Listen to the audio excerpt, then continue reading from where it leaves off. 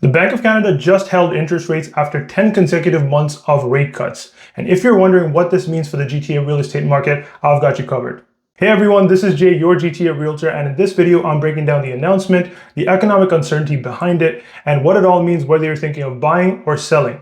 No fluff, just facts, context, and my honest take on where I think things are headed. On April 16th, the Bank of Canada decided to hold its key interest rate at 2.75%. Now this follows after 7 consecutive rate cuts since June 2024, where the rate sat at 5%. Now here's a key takeaway. This is the first interest rate hold after a pretty aggressive round of rate cuts.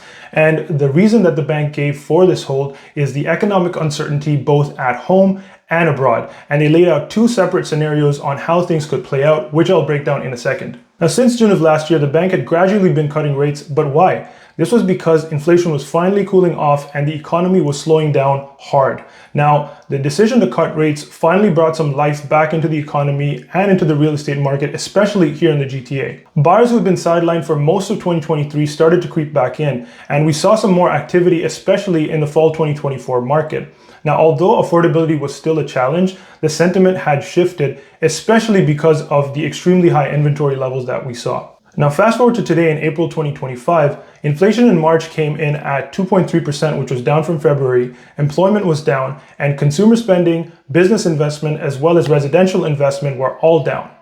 Now, these are all signs that the economy is cooling, which usually prompts the bank to cut rates, but here's the curveball. The bank is worried about global uncertainty, especially around the new tariffs from the US, and they laid out 2 possible future scenarios. One is that if tariffs are temporary and limited to certain sectors, we'll likely see an economic slowdown, but the inflation would stay close to 2%. And 2 was that if a full-blown trade war actually breaks out, we could possibly see a Canadian recession and inflation rising above the 3% mark once again. So rather than risk overshooting on rate cuts, they've decided to press pause. Now here's how all this ties into real estate, especially in the GTA. Sales were down overall across the GTA, inventory hit a 5-year high, and 65% of homes sold under asking price. Homes sat on the market for an average of 24 days and prices remained relatively stable with minor variations depending on the location and property type. Now we know that the rate cuts had helped because we saw a pretty active fall 2024 market. But before we could actually see whether a similar activity level would be seen in spring 2025, the economic uncertainty led to too many buyers feeling a loss in confidence, and that's why we saw a drop in the number of sales for February and March. And with the rate cuts now being paused, it'll be interesting to see how buyers react, whether they think it's a good time to jump in or whether they will take a step back and say, you know what, I want to see some more rate cuts before I can feel that confidence once again. And I want to see some certainty around my employment and the economy in general, especially with the tariffs looming a question mark over everyone's head right now. Now, with this pause, I think we've hit a bit of a crossroads, and here's my honest opinion on all of this.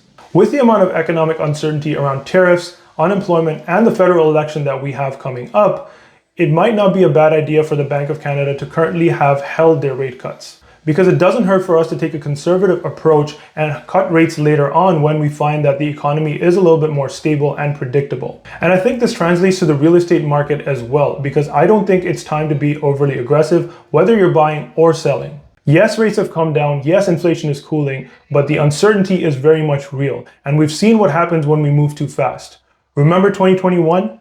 Rates were at rock bottom, demand exploded, and prices soared. And then when the Bank of Canada slammed the brakes, a lot of buyers were not prepared and did not see it coming. And I think we need to learn from that. With everything that's going on with trade uncertainty, layoffs, and investment pullback, now is a good time to stay conservative and really think about how your real estate decisions impact your long-term goals. If you've got a stable income and the numbers make sense, great, the opportunity is there. But don't just jump in because rates are lower. So what should you do right now? If you're buying, focus on clarity and preparation. What can you afford? And what happens if rates actually go up again? If you're selling, know your local data and price strategically. And if you're unsure, let's chat. Whether you want to make a move or just want to get a game plan together, I'm happy to help you figure out what's realistic, not just for today, but for the long haul. So to map out your custom real estate strategy in today's market, make sure you reach out to me through my contact info in the description down below, and like and subscribe for more future updates on the Toronto real estate market, and I'll see you in the next one.